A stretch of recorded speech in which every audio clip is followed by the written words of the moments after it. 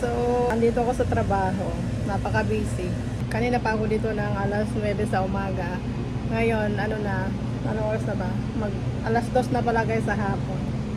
Nagugutom na ang person. Walang baon eh. Wala akong time kanina guys, pagising ko sa umaga. Wala akong time magluto ng baon kasi late na ako gumising, mga 7 na yata. Alam mo naman tayo, matagal tayo mag-ready pagpapasok. 4 o'clock ang ko guys, out ko. So may oras pa naman ako magluto ng kahit dinner na lang. Nakakain naman ako dito ng ng mga sandwich. So ang trabaho ko ngayong araw ay 9 to 4. Ayan ang labas guys, medyo busy ngayon. Maghapon ako nakatayo sa register kasi pag linggo sobrang busy, mga tao nag-ano siguro, ka-travel kasi alam mo na, day off.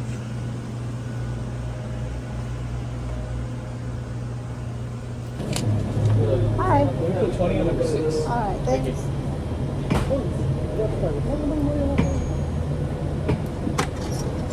Hello. 25.18.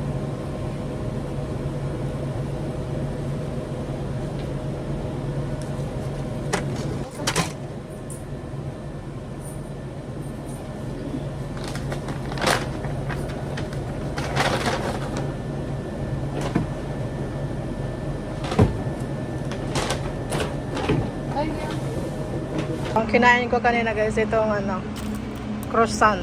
Tama ba yung pronounce ko? Okay lang naman, pero ang kinain ko lang yung yung ham sa loob. Kasi parang masyadong marami sa akin.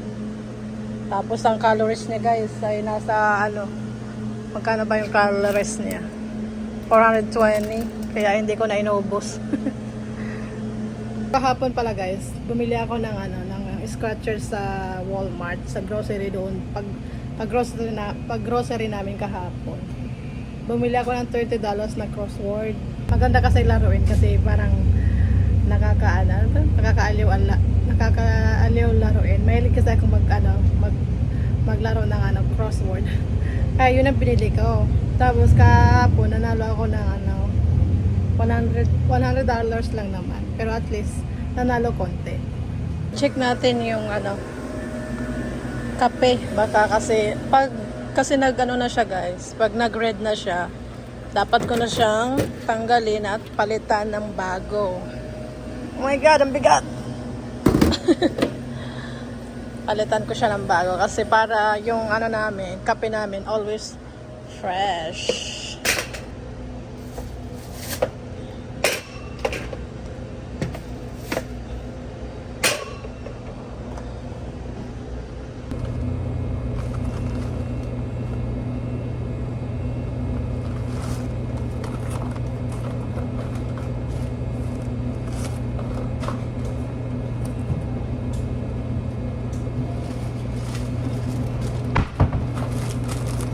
So bago ko to guys lalagyan, inuugasan ko muna siya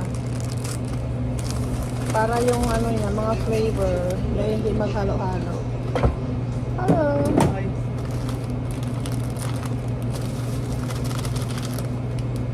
Kita nyo naman, ang dami naman na customer.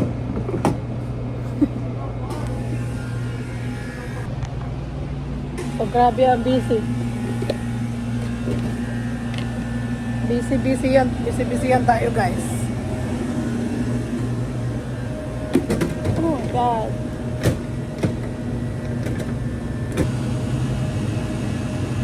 Nalalanghap ko yung amoy ng kape. And fairness, yung kape namin mabango siya.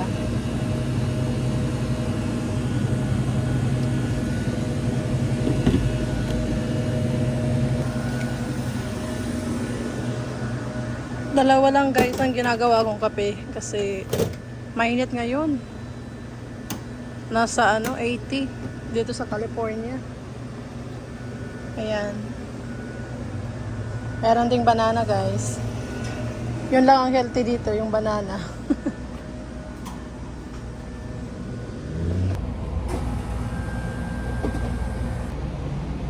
Guys, dito sa city namin, merong road rage. Namatay yung yung isa, ano pa naman, tawag dun, bata pa, nasa 21 pa lang yung namatay, nasaksak. Kaya, sus, nakakatakot dito minsan. Kaya kailangan dapat mapagpasensya ka. Siguro yung yung isa, nag-cut ng siguro yung isa ayaw malagpasan siya. Ewan ko hindi ko alam kung anong eksaktong nangyari, basta road rage daw. Kaya nagkainitan, para sila lumabas ng car nila, nag-away sa nag-away sa kalsada. Kaya yun, hanggang nagkasaksakan yata. Oh my God, kakatakot. Dinala naman sa ospital yung nasaksak. Kaya lang, sabi, binawian din daw ng buhay. Kakatakot Kaya ako palagi ko sinasabi sa aking asawa na pag ganyan, may mga away na ganyan, or kaya sabi ko pag nasa kasada ka, huwag ka na makipag-away, dapat palaging manahimik na lang. Or dapat may yung pasensya mo ay habaan mo. Mahirap yung nasasangkot sa gulo.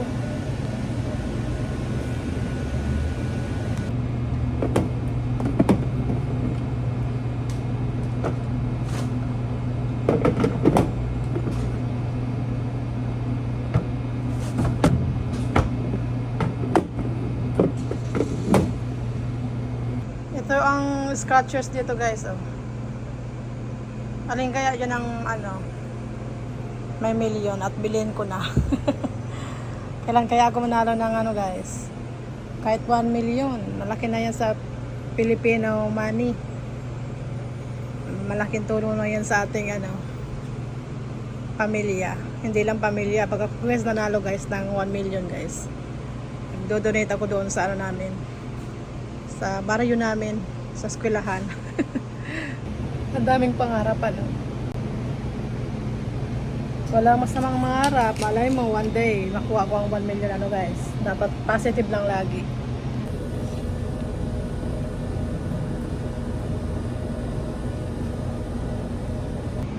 Okay guys, malapit na akong umuwi, kaya sana nagustuhan nyo ang ating video ngayon. Sa susunod ulit, bye bye!